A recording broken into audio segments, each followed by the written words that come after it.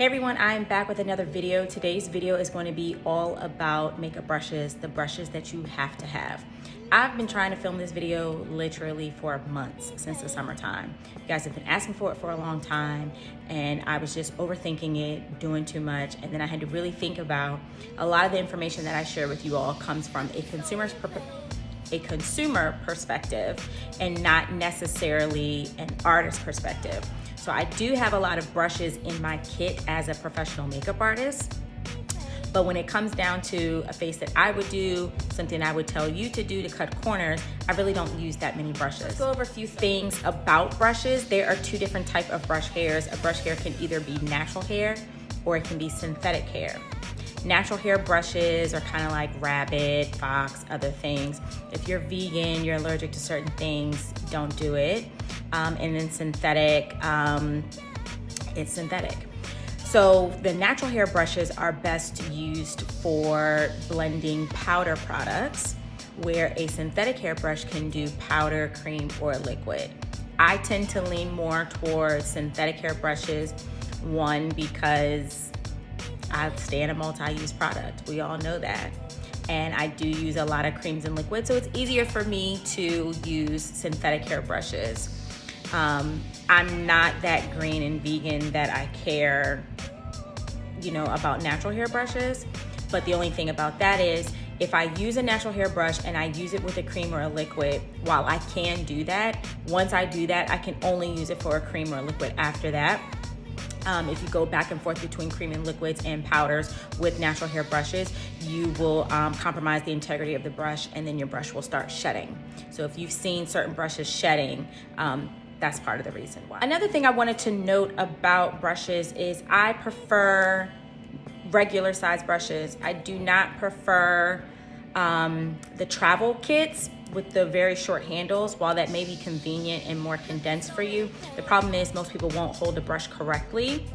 And if it's short, they'll choke on the brush. And when you choke on the brush, you apply too much product. And you wanna hold your tools at the end. So it's not only placement, but it's how you use your tools. So if you're going to get small travel size kits, be careful and ensure that you're holding your brush towards the end so you can have optimal control. When it comes to caring for your brushes, if you haven't already watched my video on how to clean your brushes, make sure you do so. Deep cleaning them and spot cleaning them, cleaning your tools. The longevity of your brushes depends on how well you take care of your tools. So if you take care of your tools will be good to you and they will last. I have brushes that I've had maybe for like 9 years, and they're perfectly fine because I take care of them. So take care of your tools. So when it comes to the actual brushes you need, I kind of broke them down, or I'm breaking them down kind of like in sections. So I'm gonna do face brushes, then I'm going to do eye brushes, and then I'm gonna go over some detail brushes that you. First face brush that you need would be a foundation brush. So I'm not telling you exactly which kind to get, but foundation brushes. This would be considered a flat top kabuki brush. This is just your standard foundation brush. I prefer these. It's something I can like dip into the product, pounce into the face, stipple into the face, and then buff at the same time. So you definitely need one of those. Moving on, the next thing, if I am doing my concealer. So when I apply my concealer, I'll use a brush kind of like this. This is if I'm not using a sponge. So I'll use a brush like this. This is so I can blend. And because it's soft and fluffy, not only am I blending, but I'm buffing at the same time. I can also use a brush like this lightly in powder and set my face where I need to with powder. I use like a dome type brush. This would be for contouring and sculpting the face. I could also use it for blush if I wanted to. Again, we stand a multi-use product. And then another traditional blush brush, giving me a flat surface here that I can press and then pull up. Then just a fluffy all over face brush. Setting powders, finishing powders, things like that. Moving on to eye brushes. The first thing that you'll need is, well, pretty much the main thing that you need for your eyes are blending brushes. So fluffy blending brushes, but they come in different sizes. So you'll see this is bigger, this is a little bit smaller, and this is more dense. While they're all fluffy, the density and the tightness is different on each one. The more soft and fluffy it is, the more airbrush and diffused you'll get. The tighter it gets, the more intense the color payoff. And that's how you can create that depth and dimension on your eye when it comes to making a spooky eye.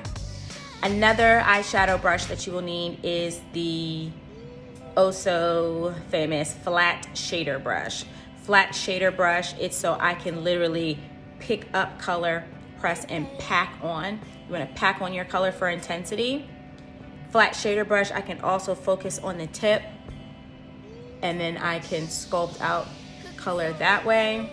I can lay down flat bone color, but that's pretty much it that I would need, like must have for the eye. Moving on to detail brushes, you need a bullet or a pencil brush. With a bullet or a pencil brush, I can smoke out my lower lash line. I can create some liner on the top and smudge that out. I can pick up an iridescent color and pop that right in the tear duct. Need that. Also need an angled liner brush for what the fuck it is, an angled liner brush. So this is generally if I'm using a gel liner, and I can do that. Then a flat liner brush.